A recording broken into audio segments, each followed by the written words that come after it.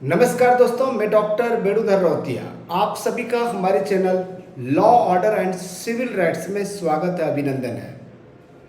अभी 21 जुलाई 2025 को एनटीए के द्वारा यूजीसी नेट की रिजल्ट निकला है। बहुत सारे बच्चे नेट निकले, जेआरएफ भी निकले और साथ ही साथ ओनली पीएचडी एडमिशन भी निकाले हैं। और बहुत सारे स्टूडेंट्स इस बार तीनों में सफल नहीं हो पाए और वो चाहते हैं कि हमारा नेट नहीं हुआ, जेआरएफ नहीं हुआ या ओनली पीएचडी एडमिशन में भी नहीं हुआ, तो हम नेट जेआरएफ की तैयारी करने के बजाय हम डायरेक्ट इस बार पीएचडी में एडमिशन ले लें। लेकिन पीएचडी मतलब रिसर्च और सबसे हाईएस्ट डिग्री, तो सबसे पहले जो है रिसर्च को ठीक से समझिए। और मैं एक ऐसा उदाहरण बताऊंगा जो आपको रिसर्च के प्रति इंटरेस्ट आना चालू हो जाएगा। जब तक आप रिसर्च को समझेंगे नहीं, रिसर्च में इंटरेस्ट आएगा नहीं।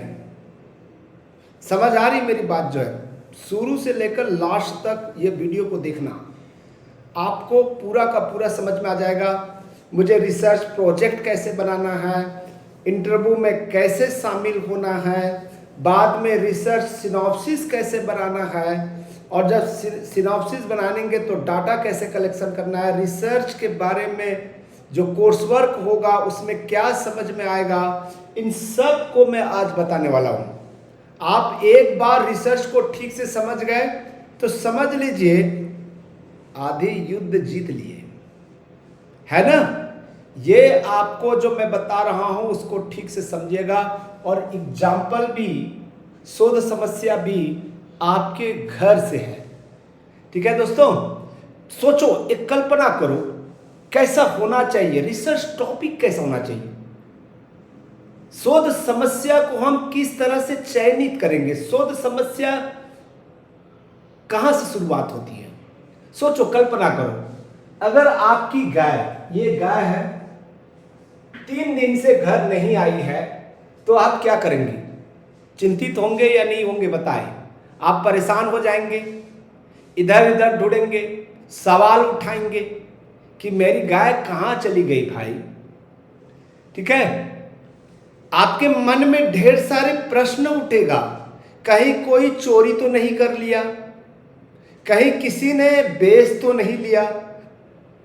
अब सोचिए, यही तो रिसर्च की शुरुआत है। यहीं पर एक शोध समस्या जन्म ले लिया। शोध समस्या तात्कालीन समस्या होती है, ठीक है। और याद रखना, शोध समस्या का उत्तर हमें नहीं पता। शोध समस्या हमेशा प्रश्न के रूप में होता है और उस प्रश्न का उत्तर ढूंढना ही रिसर्च है। शोध समस्या का समाधान निकालना ही रिसर्च है। यानी कि किसी भी रिसर्च में आपको शोध समस्या का पता लगाना जरूरी है। ठीक है, हमारे दिमाग में ढेर सारे समस्या है, सामाजिक समस्या है। ठीक है, शिक्षा को लेकर, महिलाओं को लेकर, लोगों को लेकर, सभ्यता को लेकर, संस्कृति को लेकर, अर्थव्यवस्था को लेकर, भारतीय राजनीति को लेकर बहुत सारी समस्या है। और आज वर्तमान में समस्याओं का ढेर है और उसमें से नए नए समस्या है। बेरोजगारी एक समस्या है, रेप एक समस्या है। ठीक है, आप जो है शिक्षा की क्वालिटी एक समस्या है। समस्या की कमी नहीं है। ठीक है, हम लास्ट में बताएंगे, एक लिस्ट देंगे आपको। तो आगे बढ़ते हैं दोस्तों। ये गाय जो है कहीं दूसरे जगह रहती है, हमेशा ध्यान देना। हम जो है यहां पर गाय ढूंढना ही रिसर्च है। ठीक है, तो यहां पर सोचिए, ये आदमी का घर है। ये मान लीजिए किसी आदमी का घर है। इस घर से निकलकर जो है यहां पर गाय है और इस व्यक्ति को गाय कहां है नहीं पता। यानी कि शोध समस्या का उत्तर हमें नहीं पता होता, तभी तो रिसर्च होगा। यदि शोध समस्या का समाधान आपके पास में पता है तो रिसर्च है ही नहीं। ठीक है, कारण कारण उसका प्रभाव, कारण और प्रभाव यदि पहले से ही पता है, इस कारण से ये प्रभाव हो रहा है, तो फिर क्या रिसर्च करना। यानी कि यह व्यक्ति जो है, ठीक है, वो अपनी गाय को ढूंढना चाहता है, गाय के बारे में पता लगाना चाहता है। गाय कहीं दूसरे जगह पर है, एक जगह पर गाय है, लेकिन इस व्यक्ति को गाय के बारे में पता नहीं है। शोध समस्या भी ऐसे ही होगा। ठीक है, उनको पता नहीं होता। अब देखिएगा यहां पर क्या क्या शोध समस्या हो सकता है, रिसर्च प्रॉब्लम क्या क्या हो सकता है। ठीक है, क्या क्या हो सकता है शोध समस्या जो है, आप थोड़ा सा कल्पना करेंगे तो आपको समझ में आ जाएगा। शोध समस्या वही होती है जो अज्ञात हो, हमेशा ध्यान देना, अज्ञात हो, अज्ञात। शोध समस्या वही होती है जो हमें नहीं पता और समस्या पैदा कर रही हो। इसमें क्या क्या समस्या पैदा कर रही है, मेरी गाय कहां गई, यह शोध समस्या है। मेरी गाय कहां गई, यह एक शोध समस्या है। हमें जानकारी नहीं है, क्योंकि हमें जानकारी नहीं है और यह हमें मानसिक रूप से परेशान कर रही है, ये शोध समस्या है। शोध समस्या कैसे चुनते हैं कि आपको तो पता लगाना है, जब पता लग जाएगा तो अपनी गाय को उठा कर ले आइए, क्या प्रॉब्लम होगा, कोई प्रॉब्लम होगा।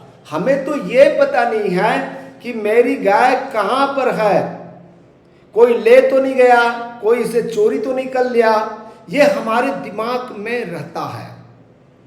अब मान लीजिए 3-4 दिन से किसी के पापा या किसी के भाई या किसी की बहन घर ना आए, उनका टेलीफोन नहीं लग रहा हो, ठीक है, उनसे उनके दोस्तों से खबर नहीं मिल रहा हो, तो आपके मन में क्या क्या समस्याएं चलती है भाई, क्या क्या प्रश्न चलता है। ठीक है, किसी के साथ भाग तो नहीं गई है, किसी के साथ चला तो नहीं गया है, कहीं एक्सीडेंट तो नहीं हो गया है, कहीं उसकी मौत तो नहीं हो गई है। ये हमारे मन में ढेर सारे जिज्ञासाएं चलता है। यही जिज्ञासाएं जो है रिसर्च प्रॉब्लम है।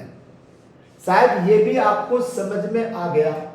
अब आते हैं दोस्तों, ठीक है, अब शोध समस्या में वेरिएबल्स होते हैं, चर होते हैं। याद रखिएगा कितने प्रकार के चर होता है, उस चर को आपको समझना जरूरी है। अब देखिएगा, गाय का अंतिम बार देखना, लास्ट सीन, जहां से आपने गाय को अंतिम बार देखा था वह स्वतंत्र चर है। ठीक है, इसको इंडिपेंडेंट वेरिएबल कहते हैं। और गाय का स्थान, कहां पर गाय है, जहां देखा गया था, मान लीजिए आपने यहां पर देखा, तो इसके तो चारों तरफ है ना, चारों तरफ दिशा में है, 4 भागों में है। इधर भी जा सकती है, इधर भी जा सकती है, इधर भी जा सकती है, इधर भी जा सकती है, कहीं भी जा सकती है। यानी कि गाय का स्थान आश्रित चर है। ठीक है, गाय का अंतिम समय में हमने देखा है, उसके बाद में हमने नहीं देखा, तो इसका मतलब है गाय का अंतिम बार देखा जाना स्वतंत्र चर है और गाय का स्थान आश्रित चर है। अभी कहां पर है हमें नहीं पता। गाय की पहचान, उसकी रंग क्या है, उसकी आईडी क्या है, उसका नाम क्या है, ये कंट्रोल वेरिएबल्स हैं। ठीक है, लोगों को आप उसका फोटो दिखाएंगे, उसके कलर बताएंगे, उसके साइज बताएंगे, उसकी एज बताएंगे, तो ये ध्यान दीजिएगा, ये नियंत्रक वेरिएबल है, कंट्रोल वेरिएबल है। संभावित कारण, चोरी, बेच देना, गुम होना, ये मध्यस्थम चर है, इंटरवेनिंग वेरिएबल्स है। चोरी हो गया, बेच देना, ठीक है, ये वेरिएबल्स के बारे में पता होना जरूरी है। और ये वेरिएबल्स हमें कहां से पता चलता है, शोध समस्या से पता चलता है। गाय को अंतिम बार कहां देखा गया था, गाय कहां पर हो सकती है, ठीक है, गाय की पहचान क्या है, गाय को किसी ने चोरी कर लिया है क्या, गाय को किसी ने बेच दिया है क्या, ठीक है, गाय कहाँ गुम हो गई है, ये मध्यस्थम चर है। ठीक है, आपको हमेशा समझना है, मतलब गाय का स्थान इस बात पर निर्भर करता है कि उसे कहाँ आखिरी बार देखा गया था, या किसी ने बेचा या चुराया तो नहीं। ये देखिएगा, आपके दिमाग में ये चलता है कि गाय का स्थान इस बात पर निर्भर करता है कि उसे कहाँ आखिरी बार देखा गया था। जैसे मान लीजिए कोई महिला नहाने गई है और उनके जो रिंग है जहां पर नहा रही थी, नहाने के पहले उन्हें पता था कि जब वो सामान को रख रही थी, कपड़ा को रख रही थी, उस समय उनके हाथ में रिंग थी, और जैसे ही तालाब में गई वो रिंग जो है गिर गई।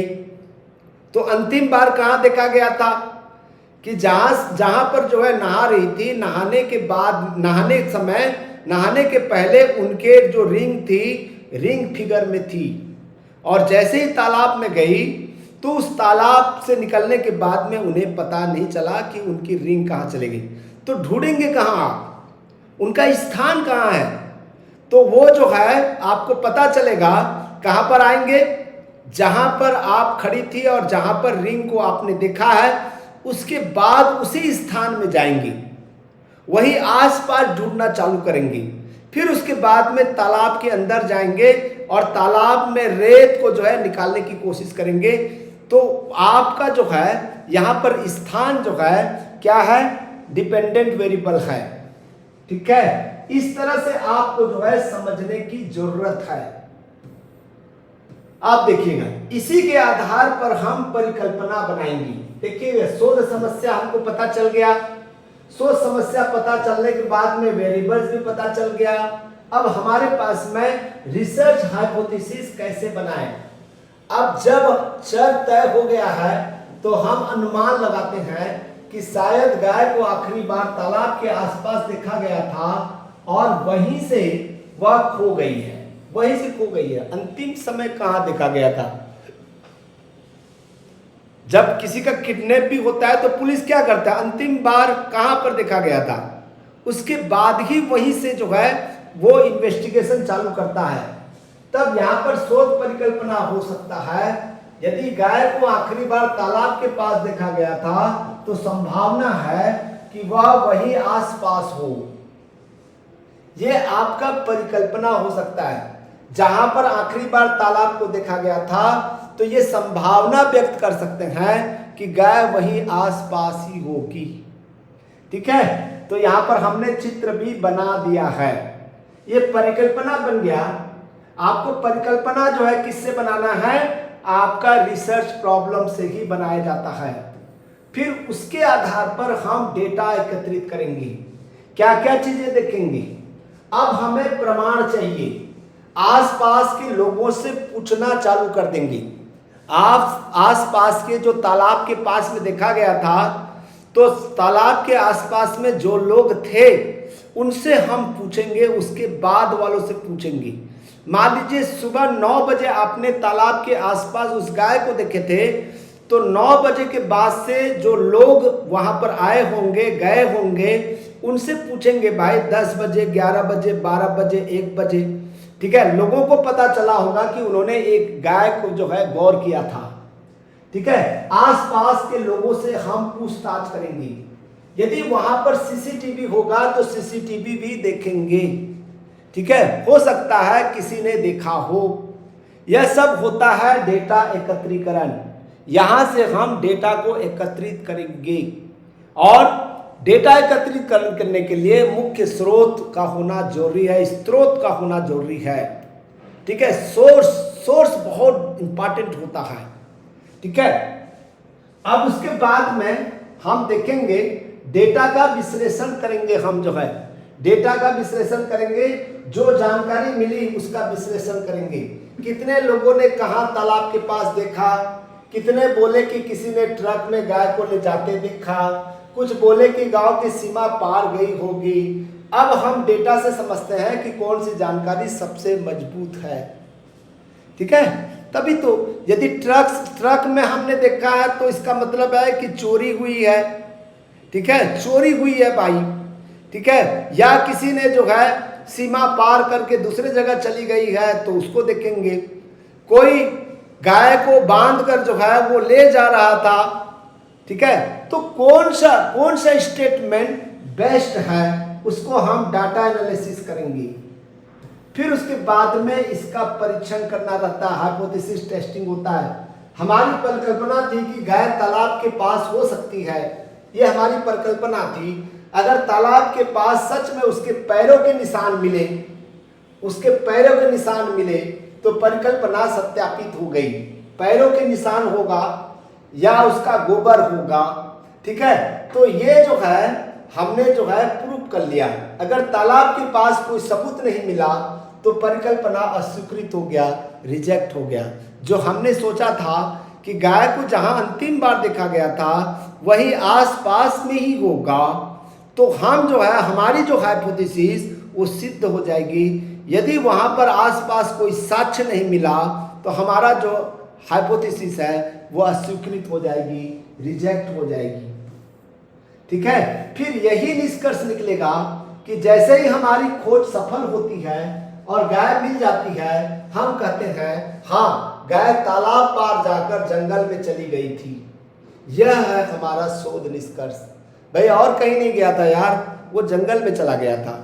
बोलते हैं ना कहाँ मिला भाई आपकी गाय, गाय कहाँ मिली, तो कहेंगे कि यार गाय तालाब पार करके जंगल में चली गई थी, जंगल में हमको मिला। यह हमारा शोध का निष्कर्ष हुआ।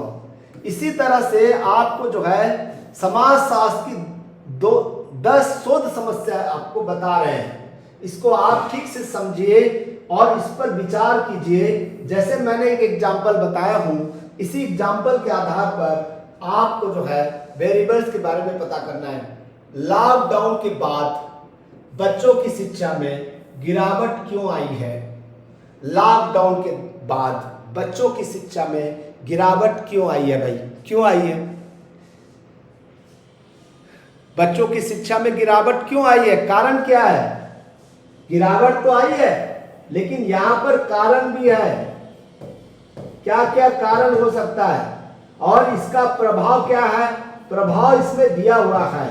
प्रभाव जो है गिरावट, शिक्षा में गिरावट, ये प्रभाव है शिक्षा में गिरावट, ठीक है। और कारण जो है कई हो सकता है, कई हो सकता है, स्वास्थ्य भी हो सकता है, ठीक है, स्वास्थ्य एक कारण हो सकता है। डिजिटल जो टेक्नोलॉजी है उसको उन्हें समझ में नहीं आया, वो भी एक कारण हो सकता है। कारण जो है इंडिपेंडेंट वेरिएबल होगा, इंडिपेंडेंट वेरिएबल, ठीक है, और इफेक्ट जो है डिपेंडेंट वेरिएबल होगा। ग्रामीण क्षेत्रों में बेटियों की शिक्षा में रुकावट के कारण क्या क्या है? क्या क्या कारण हो सकता है? बेरोजगारी बढ़ने से मानसिक तनाव क्यों बढ़ा है? सोशल मीडिया का प्रभाव युवा पीढ़ी की नींद पर क्यों प्रभाव पड़ा है? इन विषय पर आपको रिसर्च करना चाहिए। गांव में पलायन की दर बढ़ने के पीछे कौन से सामाजिक कारण है? वृद्धा आश्रम में वृद्धों की मानसिक स्थिति कैसी होती है? महिलाओं पर घरेलू हिंसा की घटनाएं लॉकडाउन के दौरान क्यों बढ़ी? ठीक है, स्कूल ड्रॉप आउट के पीछे कौन से पारिवारिक कारण हो सकता है? युवा नशे की लत में क्यों पड़ते हैं?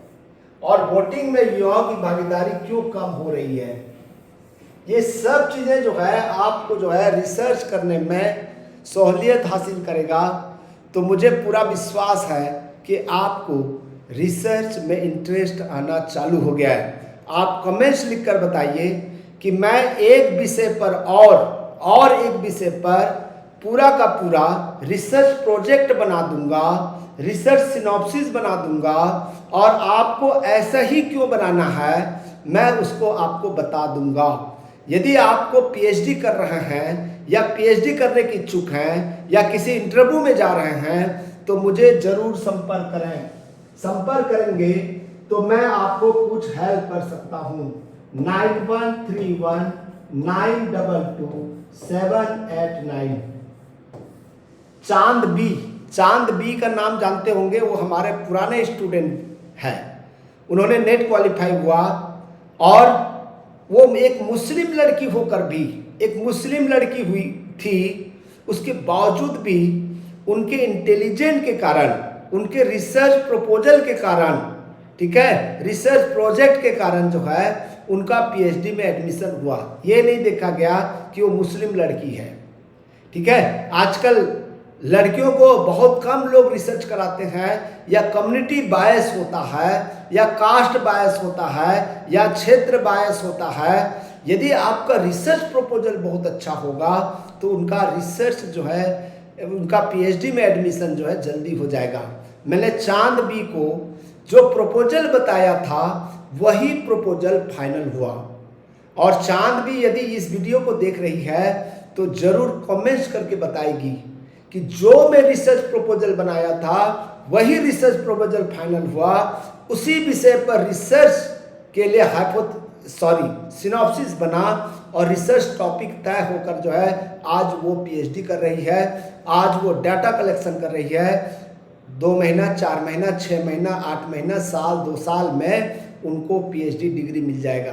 तो दोस्तों, मेरा केवल इतना ही करना है कि मैं आपको हेल्प करने के लिए तैयार हूँ।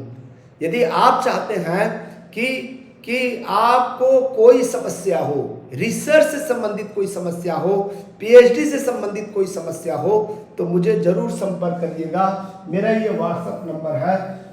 मैं नंबर बताता हूँ, लेकिन बच्चे डायरेक्ट कॉल करते हैं। कॉल ना करके व्हाट्सएप में जरूर कमेंट्स लिखें। कॉल उठाना पॉसिबल नहीं है, ठीक है। और बहुत जल्दी हमारा 3 लाख सब्सक्राइबर होने जा रहा है, तो इसीलिए आप भी हमें सहयोग प्रदान करें। यदि सब्सक्राइब नहीं किए हैं तो सब्सक्राइब जरूर कर लें, ठीक है दोस्तों। मैं यही विदाई लेता हूं, आपको धन्यवाद ज्ञापित करता हूं। Thank you, thank you, thank you.